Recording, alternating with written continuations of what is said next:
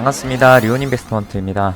오늘도 베비도지 관련된 소식을 말씀을 드리려고 하는데, 어차피 트위터 관련된 내용들은 새로운 소식이라고 해봐야 별게 없기 때문에 근본적으로 최근에 페페코인과 베도지를 비교를 하면서 베도지가 낫다 아니면은 페페코인이 낫다 이런 논란이 있었습니다. 그게 결국에는 가격의 차이 때문에 그런 것 같은데, 페페가 최근에 소각 관련 뉴스를 발표를 하고 나서 굉장히 큰 상승세를 보여줬죠. 반면에 베도지 같은 경우도 상승을 하긴 했지만은 페페에 비해서는 그 상승세가 아쉬웠다. 플로키에 비해서도 그렇고. 그래서 작년까지만 하더라도 사실상 이제 도지 다음에 베비도지가 민코인의 어떤 대장 같은 역할로 2인자 역할이었는데 그 역할이 많이 상쇄됐다. 개인적으로 이제 결론만 말씀을 드리면은 이제 페페의 어떤 성향, 특징이 베도지보다는 밈코인의 기존의 밈코인인 도지코인에 가지고 있는 그런 특징을 더 많이 가지고 있기 때문에 페페코인이 지금으로서는 더 가능성이나 잠재력이 있어 보인다라고 생각을 합니다. 솔직하게 말씀을 드리면은 그게 왜 그러냐면은 그걸 알기 위해서는 이제 도지코인에 대해서 조금 알아볼 필요가 있는데, 이 도지코인이 상승할 수 있었던 그 힘은 바로 탈중앙성에 있었다. 도지코인의 과거 차트를 쭉 보면은 2014년에 이제 토큰이 발행된 이후에는 이때는 재단이 있었습니다. 당연히 발행을 했던 주체가 있었으니까 그때는 재단이 있었는데, 이 재단이 보유하고 있던 어떤 물량이라든지 그런 것들을 다 털었다. 그래서 주인 없는 코인이 됐고, 당시에도 그렇고 지금도 그렇고 도지코인은 코인의 발행량이 제한되어 있지 않고 무제한으로 발행되는 코인이니까 인플레이션 코인이지만은 또 비트코인과 다른 점도 크게 없었다. 어떤 캐릭터, 마스코트가 되는 이런 시바견을 내세워서 그런 움직임, 밈에 대한 움직임이 사람들한테는 조롱이었던 거죠.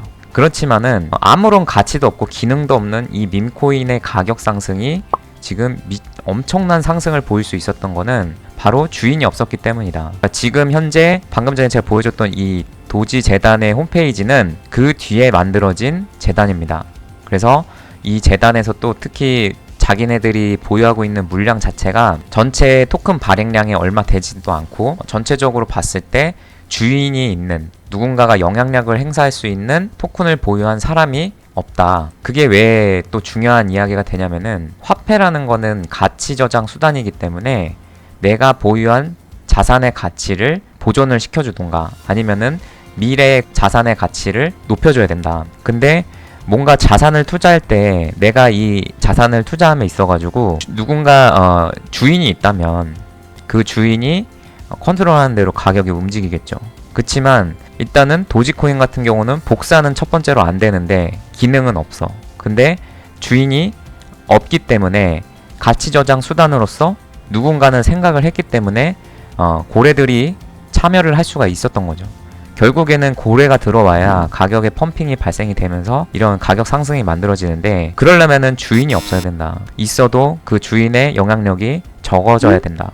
앞으로 가격 상승을 위해서는 주인이 행사할 수 있는 영향력이 줄어들어야 되는데, 도지코인 같은 경우는 그 역사가 있어 왔기 때문에 비록 이렇게 횡보 구간이 길었을지언정 큰 가격 펌핑이 발생이 됐던 거라는 거죠. 그래서 이 밈의 특징은 한마디로 중앙화되어 있지 않고 탈중앙적인 성격을 가지고 있어야 되고, 주인의 성격이 적어야지만 그 가치를 인정받을 수가 있다. 그러면은 여기서 봐야 되는 게, 베도지가 가지고 있는 물량과 페페코인이 가지고 있는 물량을 비교해 보면은 누가 더 탈중앙화되어 있는지 알 수가 있겠죠. 그래서 페페코인의 그 토크노믹스를 보게 되면은 얘네들은 처음부터 공표를 했습니다. 420조 개를 우리 토큰 발행할 거고 93.1% 물량은 그냥 시중에 풀 거야. 근데 6.9%는 우리가 마케팅도 해야 되고 그 다음에 중앙거래소에 유동성도 공급을 해줘야 되니까 이 6.9%로 우리는 해결을 할게. 그러니까 가격의 상승이 발생이 될 수 있었던 거다. 제가 여태까지 엄청나게 많은 코인을 봤지만은 개발자나 재단 측에서 6.9%의 물량을 가지고 시작을 하는 것은 본 적이 없습니다. 이런 이미 시작부터가 꽤 탈중앙화 되어 있었기 때문에 페페코인의 가격이 급등할 수가 있었다는 거죠. 그래서 고래들이 이거를 가치 저장 수단으로서, 물론 그게 장기가 될지는 아직 모르지만은 단기간에 이거를 뭔가 가치 저장 수단으로서 활용을 해볼 수 있겠다. 어떻게 보면은 가치 저장보다는 투기적인 움직임이 더 있었던 거겠죠. 처음에는 올해 4월에 생겼으니까. 근데 배도지 같은 경우를 보면은 토크노믹스가 있기는 한데 42경계를 우리 발행을 했는데 정확하게 재단이 보유한 물량에 대해서 그리고 그 물량을 온체인상에서 명확하게 공표를 한 적이 없다. 그러다 보니까 고래들 입장에서는 이게 정확하게 겉으로 이렇게 한 것도 없으니까 그것도 의심이 되겠지만, 그럼 정확하게 이제 온체인에서 따져보자 이거죠. 그래서 페페코인에 보면은 여기 보면 탑 홀더 있죠. 온체인상이라는 거는 블록체인상에서 지금 보유하고 있는 홀더들의 순위를 나타낸 겁니다. 그래서 거래소에서 보유하고 있는 물량이 꽤 되지만 이거는 재단 게 아니다. 재단 물량으로 다 볼 수 있는 건 아니고 일부 준 것도 있지만은 거래소 자체에서 고객이 보유하고 있는 물량도 포함된 거기 때문에 모두 재단 거라고 볼 수는 없습니다. 그리고 토큰 요번에 번한 거 있고, 두 번째, 세 번째 넘어가다 보면은 페페 디벨로먼트 팀이라고 해서 이렇게 3.6조 개가 있는 거를 보실 수가 있다. 아무튼 굉장히 토큰의 보유 물량 자체가 쪼개져 있다라는 걸 볼 수가 있다는 거죠. 반면에 배도지의 이 온체인상에서의 움직임 보면은, 홀더를 보면은 일단은 당연히 토큰 소각을 한 게 가장 많이 지갑에 형성이 되어 있는 건 맞지만, 두 번째로는 베비 도지 팀이다. 근데 이 물량이 9경계다. 9경계면은 계산기를 두들겨 보면은 총 42경계를 발행을 했으니까 9 나누기 42를 하면은 21%가 나온다 이거죠. 그러면은 재단이 보유한 물량이 21%가 되는 거고 꽤나 중앙화 되어 있다라는 것을 알 수가 있습니다. 그래서 페페코인은 아까 전에 몇 퍼센트?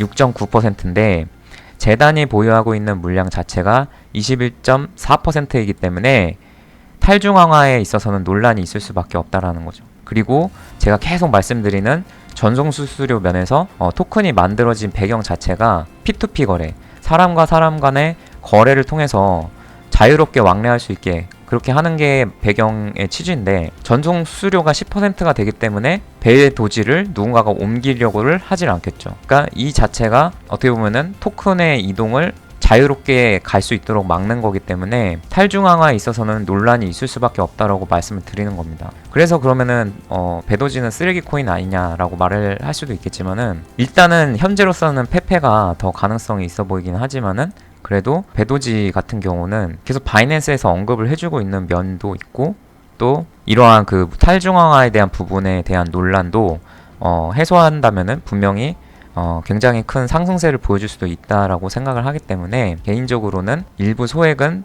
배도지를 가지고 있고 또 저는 페페코인도 가지고 있습니다. 현재로서는 탈중앙화로만 따졌을 때는 페페코인이 좀 더 우위를 점하고 있기 때문에 고래가 들어올 여지가 많이 있다라는 거죠. 그래서 이렇게 설명을 드렸고, 또 궁금하신 점 댓글로 달아주시면 답변 드릴 수 있도록 하겠습니다. 감사합니다. 리온에서 무료 카톡방을 운영하고 있습니다. 각종 시황, 뉴스, 이벤트 내용 알려드리고 있으니 많은 참여 바랍니다. 감사합니다.